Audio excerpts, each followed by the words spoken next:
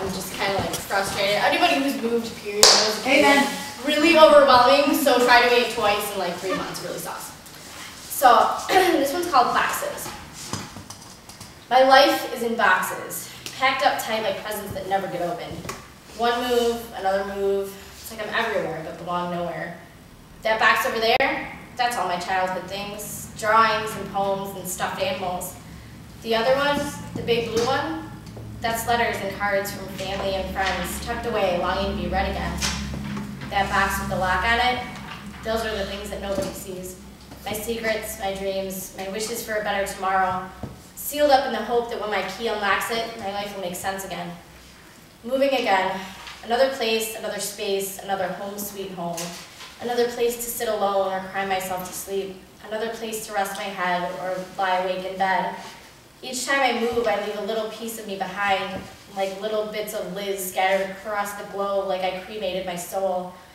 My life is in boxes, and I hope when the day comes that I finally unpack, I find my heart in one of them.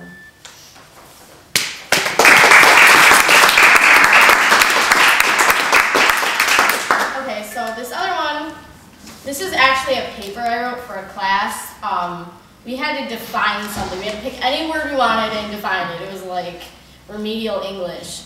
So, and I was like way smarter than any of the kids that were in that class who still didn't know the difference between like noun and verb. So, of course, everybody's picking stuff like tree or God, and I picked a word that I made up, kind of coined myself-ish. It's called romantic atheism. It basically means like you don't believe in love anymore, because I've just been through a lot of shit with love. So, this is actually a paper I wrote, and I hope it's funny, so if it's not, I'm sorry. It's titled, "It's Better Than Scientology." And it starts with the quote, "We fall in love when our imagination projects non-existent perfection upon another person. One day, the fantasy evaporates it, and with it, love dies."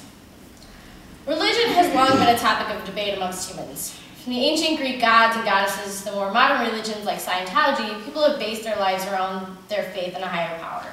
Like billions of people on the planet, I too have placed my beliefs in a religion. It's called romantic atheism, and it's been my method of worship for approximately 2 weeks. This religion's big. This was written like a year ago, by the way. Still a member. This religion's basis is in the belief that not only does love not exist, but it cannot exist in any pure form. I was really cynical at this point, I'm sorry.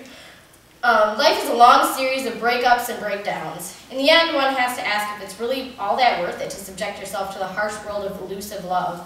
Being a woman, I can only speak from the female perspective. Having said that, I must explain that the ladies who are followers of this religion fall into 3 distinct categories.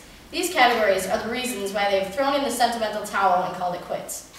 Category A, unrequited love. I love you, but I'm not in love with you. Women in this category have exposed themselves to a potentially serious and rapidly progressing disease known commonly as falling for frienditis. Early warning signs of this condition include shortness of breath, heart arrhythmia, fluttery stomach, sweaty palms, sleeplessness, and dementia. While there is no known cure for this disease, scientists have developed a treatment known as retail therapy. The cocktail of Visa, MasterCard, Discover, and American Express have been shown to provide temporary relief of symptoms. Possible side effects include guilt and a plummeting credit score. Category B, not so true love. It's not you, it's me. Those who fall into this category have watched way too many Disney movies. They're delusional enough to believe that not only does true love exist, but they indeed have it. When you see a Category B girl out with her significant other, it tends to induce nausea. True, he may be sweet, but even sweetness causes cavities. Things are perfect for a varied amount of time until disaster strikes. While these women believe that their man is Prince Charming, things inevitably change. Prince Charming becomes Prince doesn't return my phone calls, Prince Wandering Eye, Prince Comitophobe, or Prince I need some space.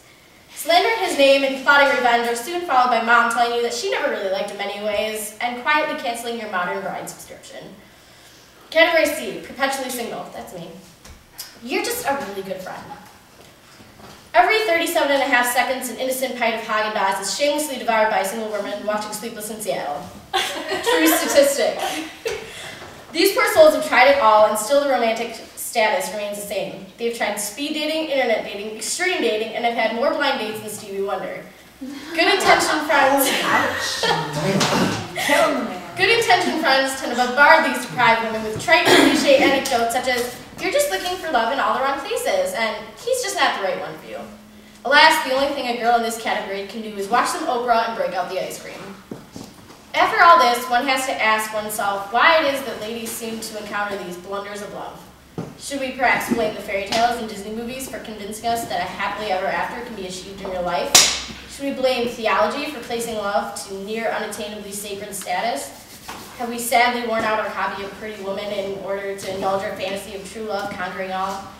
Now, I would advise all women to take note that this does not mean that we should settle for less than we deserve. However, it's better to have more realistic expectations. When you put love up on some colossal pedestal, it's no wonder that we're disappointed when instead of showing up with a dozen roses like a knight in shining armor, he ends up sprawled on our couch with a beer like a tailgater. Lessons we learn.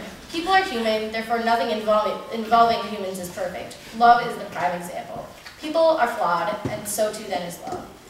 The road to love is not smooth. It's riddled with potholes, detours, and dead ends. The journey to finding Mr. Right leads us straight to Mr. Wrong and usually ends up in Splitsville. So instead of taking up a permanent residence in Heartbreak Hotel, decide instead to skip the sleepless nights and tear-stained pillows. Chances are he's probably not sitting around letting his tear ducts get the better of him, so why should you? The better alternative is to allow yourself to become a skeptic. Start questioning all the fairy tales and Disney movies. Stop submitting to love. Make love submit to you. In the end, love is an illusion, a magician's favorite trick. Love is a game, but not one that you can be forced to play. Regardless of what anyone says, a woman does not need a man to validate her or prove her worth. You can't really know who you are until you live your life on your own terms.